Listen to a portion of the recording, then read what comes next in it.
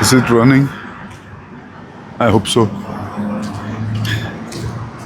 Good day. My name is Martin Schweiger. He thought that I'm greeting him. Yeah, because we live in the same block. My name is Martin Schweiger and I'm a patent attorney and powerlifter in Singapore. Today is Monday, 13th of October 2025. And it's now 3 p.m. And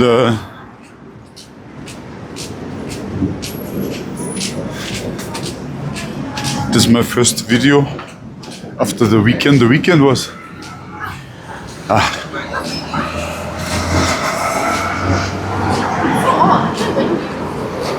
I had this trade fair event, meeting with clients, and then also social gatherings in the evening, and that's always a problem.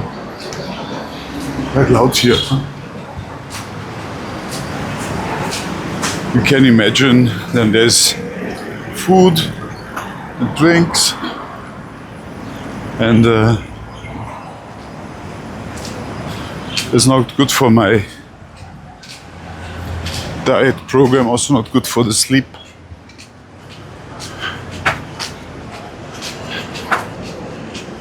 Exciting talks are never good for the sleep.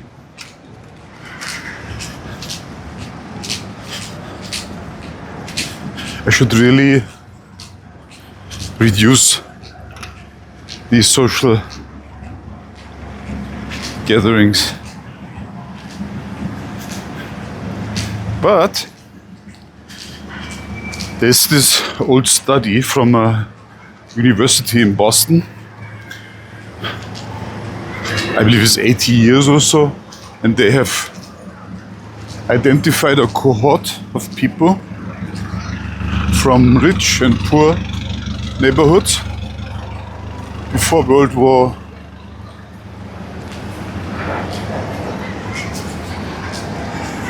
II, and they followed up.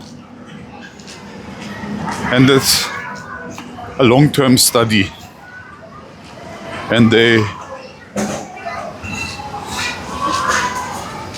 I wanted to find out what is longevity and what determines it. And an interesting result was that the social factor plays a big role in longevity.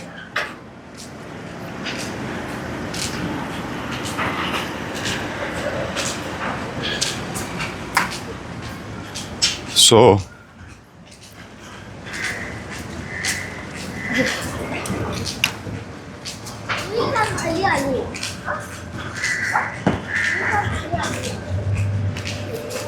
being social is important.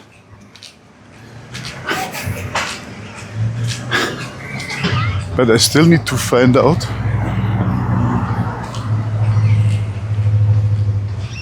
how to balance that with a food and alcohol intake.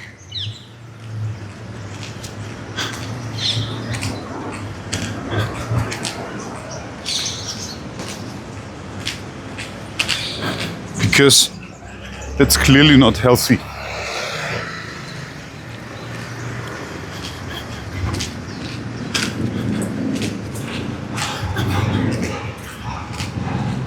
What I also found out is that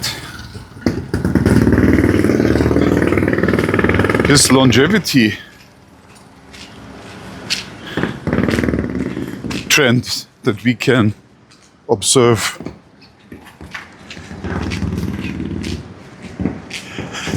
and the fact is that wealthy people consider longevity as something that is worth being invested in could help companies that are in the food and beverage industry innovate.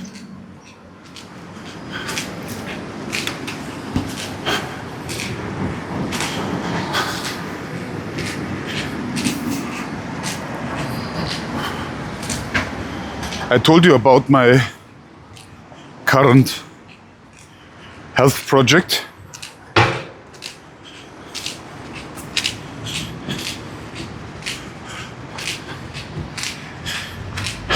Which is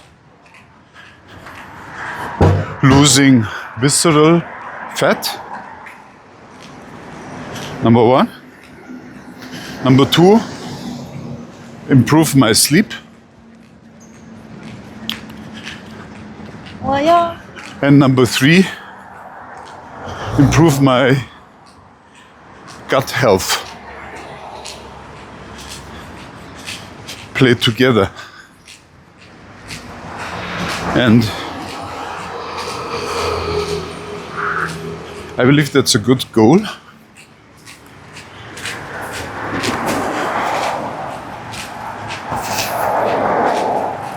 Also, having a baseline from my previous projects.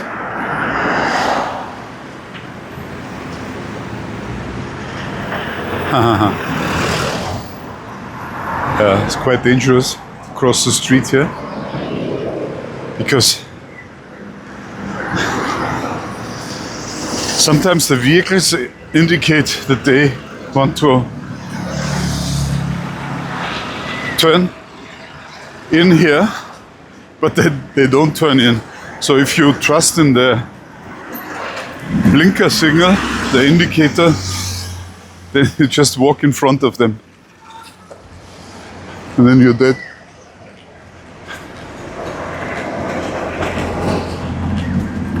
So, yeah, having the baseline is good.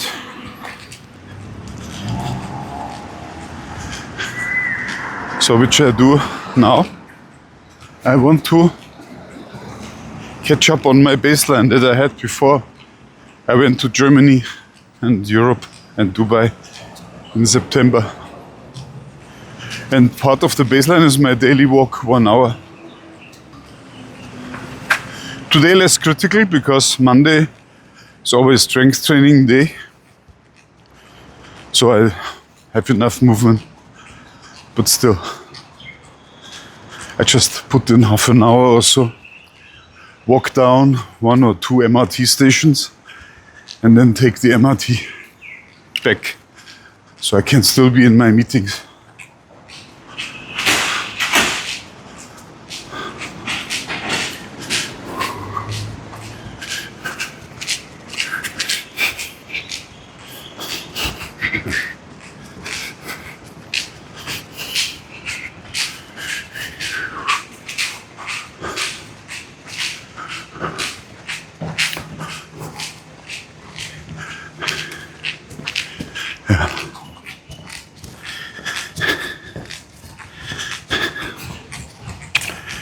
Yeah, so essentially for the baseline, I have a number of checklists, things that I need to do, like taking supplements before I sleep. Most important one is magnesium, both for absorbing the vitamin D supplement better that I'm taking. Then I take supplements when I wake up, is mainly to cope with the dawn effect of my blood sugar.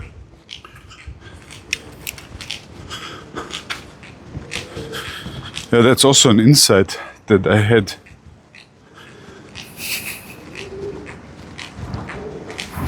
Sometimes I wake up very early, like something like 3 a.m. in the morning.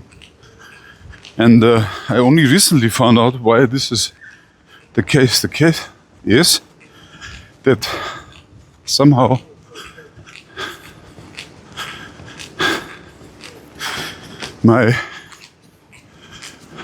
the dawn effect of my body,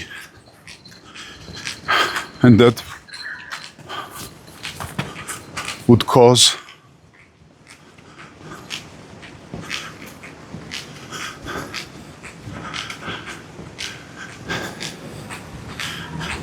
my blood sugar to raise, and also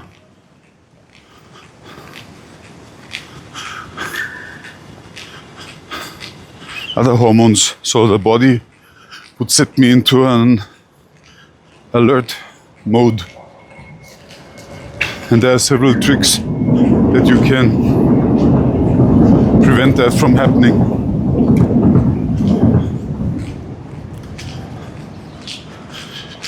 Like eating a teaspoon of honey before you sleep.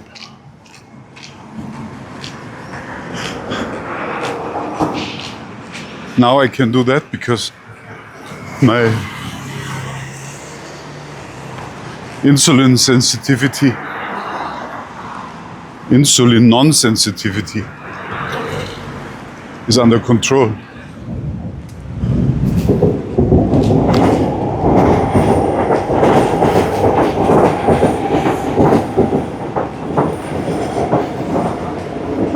At least better than 2 years ago.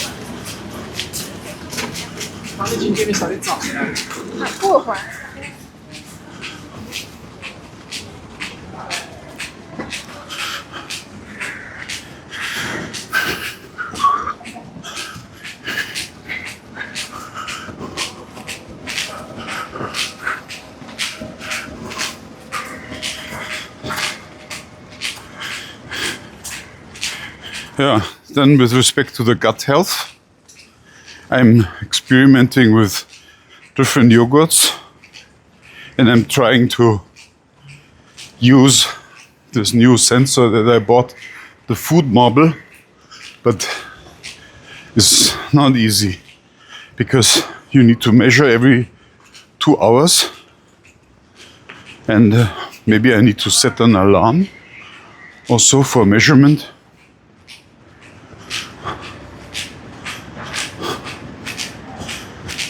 And also, I need to note down the food that I'm eating.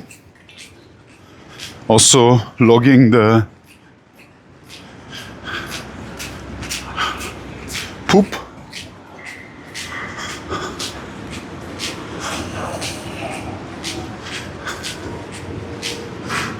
Quite cumbersome. But maybe I really should do that. Because at one point in time, there could be a long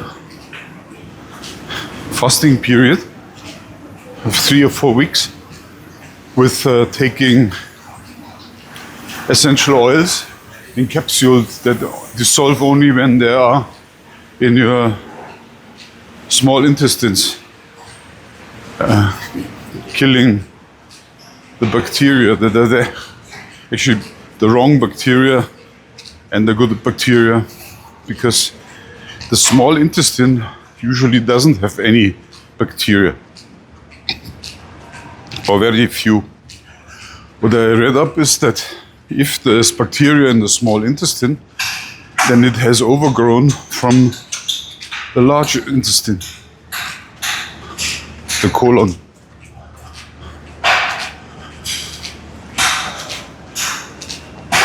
And then that's bad, because when these bacteria die, and they die very fast after reproducing themselves, then the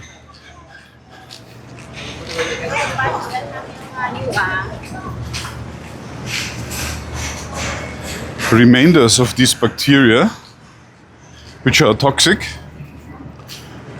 can get into the bloodstream from the small intestine into the liver and from there into the blood and cause plaque in the arteries, for example, and other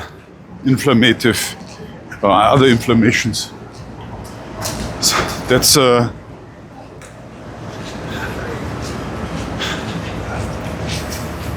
small intestine bacteria overgrowth, SIBO, S-I-B-O.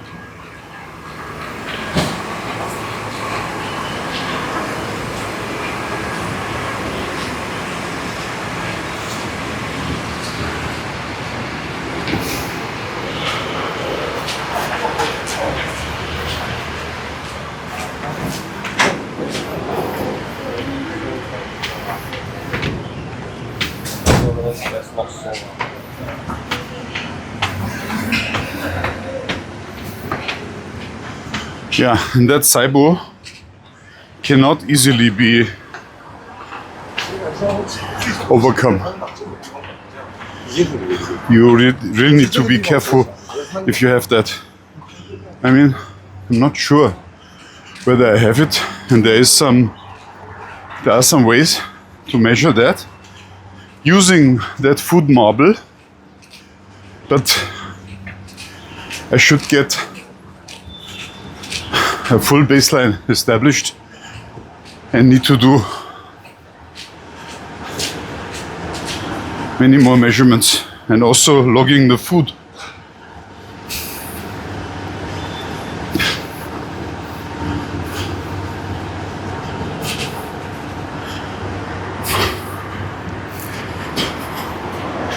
And the idea is to eat a lot of self-made yogurt from useful lactobacilli and other bacilli. You can buy them as tablets for swallowing them, but it's quite expensive and also not as efficient, because if you convert them to a yogurt by shredding them and dissolving in milk, give them some extra food like inulin and acacia fiber, and you can grow very tasty yogurts that have a lot of these bacteria. By the way, the term yogurt is not allowed for these in Europe, because only yogurts that are made from two specific bacteria tribes or species create yogurt. Something like Greek and Bulgarian. But what I do with my yogurt species, mostly Reuteri and Gasseri, plus I have one sachet provided by the doTERRA company with probiotics, and then I also bought recently one that comes with 8 different bifido species. Yeah, that's exactly what I do. I eat those yogurts with specific species to promote it. And I believe I should, before I continue that systematically, I should do a full measurement with a food marble. So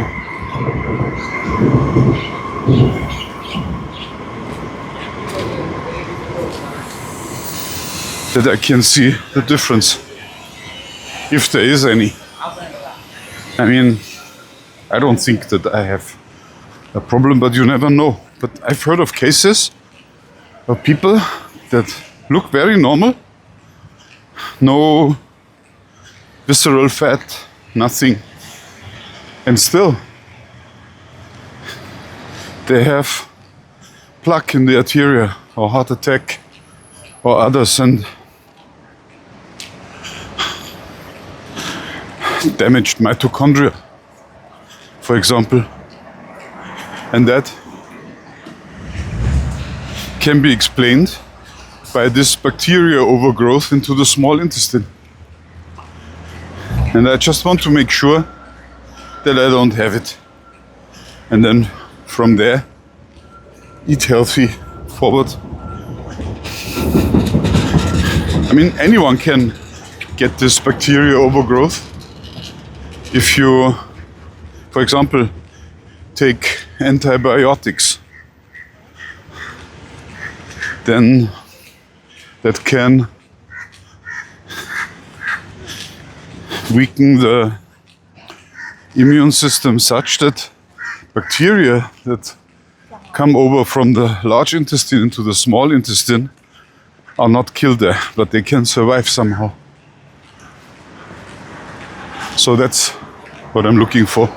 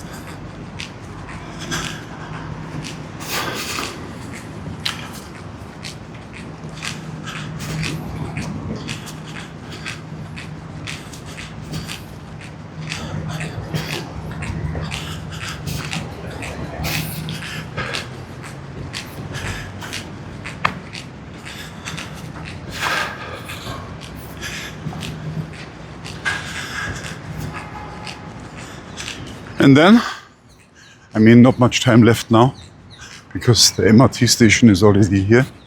The next one. Or maybe I walk back. Yeah, I can do that.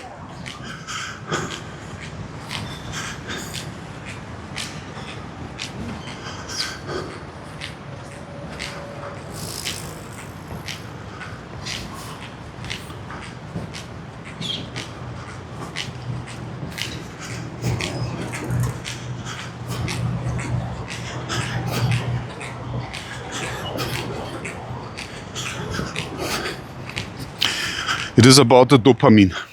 And dopamine important because it regulates the motivation to do things. And I heard a testimonial of a student who described how his dopamine levels caused him to not study properly or be inefficient. And one of the dopamine drivers is high carb food. And it's bad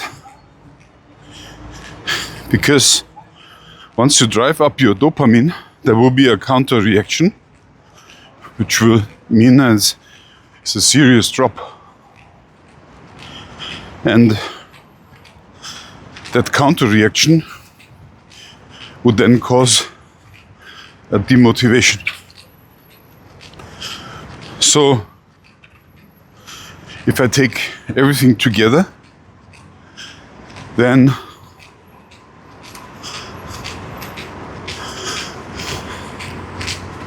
being in ketonic mode would also help.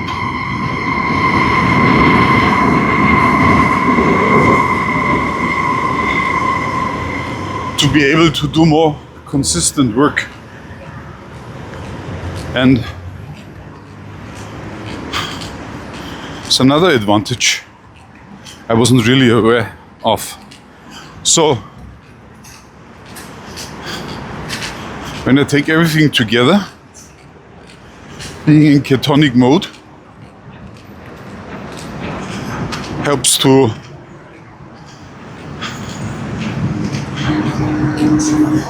do a more healthy training.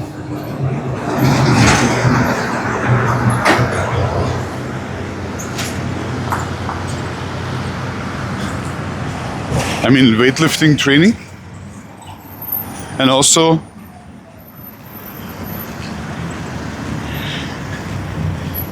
to do a more focused work.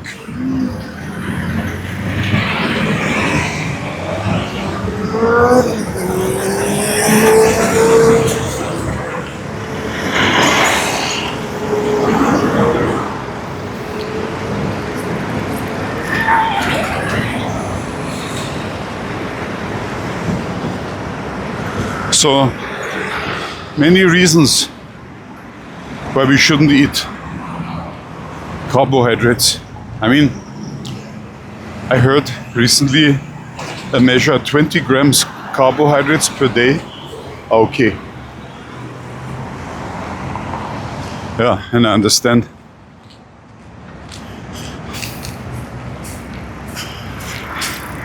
Because it's very difficult to find food that does not have carbohydrates. For example, if I eat a steak and I fry onions together, then I have immediately carbohydrates. Then the same, I love kimchi from Korea.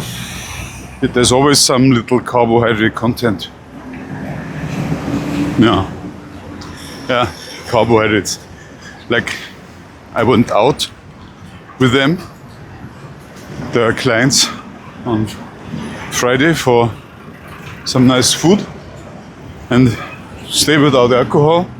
But then what do they bring to the table? Sweetened tea. Yeah, of course you can say, no, I don't want that. But then I don't want to stick out. So I had my sweetened tea.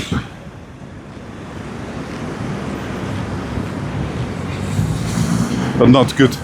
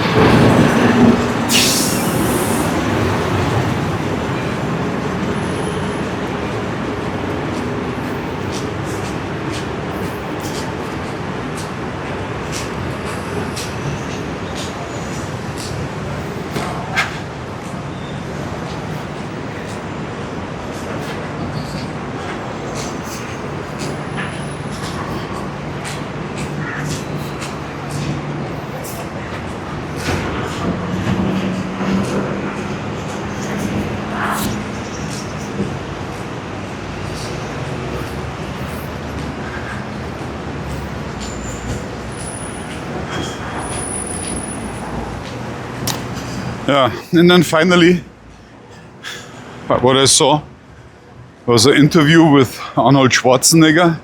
He's in his late 70s and very fit. still working, giving interviews. One of my examples for life. And he says that while traveling, he just eats what he wants, and only when he's back into his daily routine at home would he be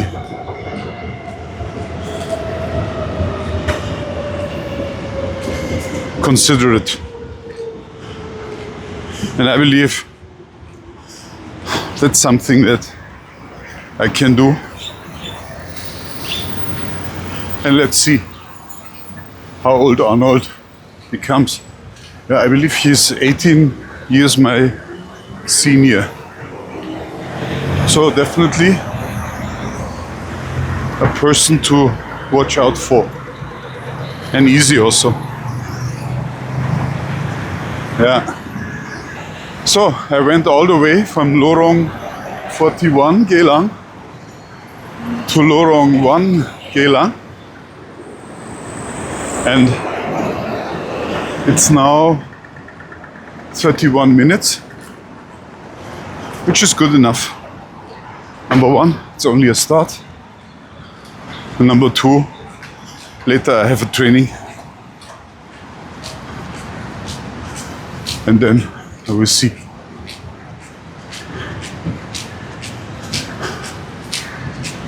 Yeah.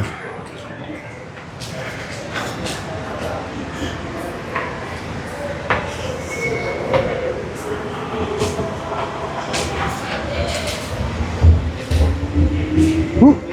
I take you with me on the MRT. See?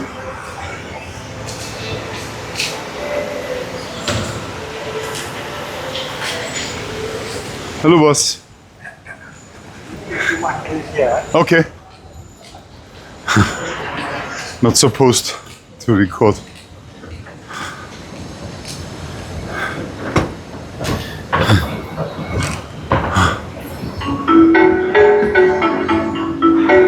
Now you will hear they tell me don't record here. Honestly. Boom.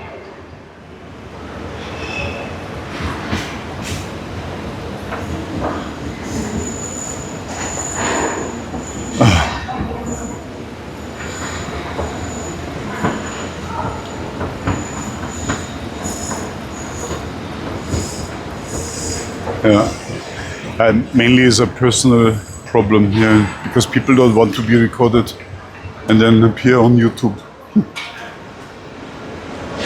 Yeah. So now,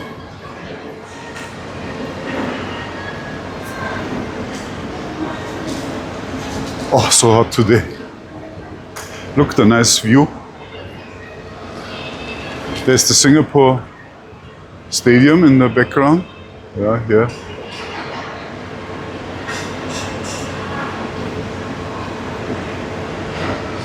Here.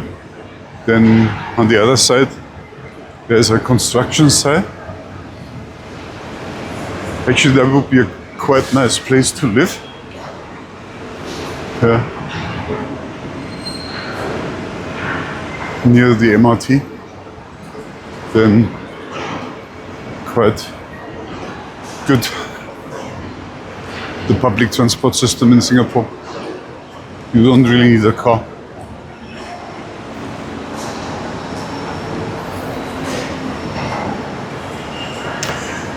Anyway, so good to have you here. And I close now. See you later. Goodbye, or tomorrow, or the day after.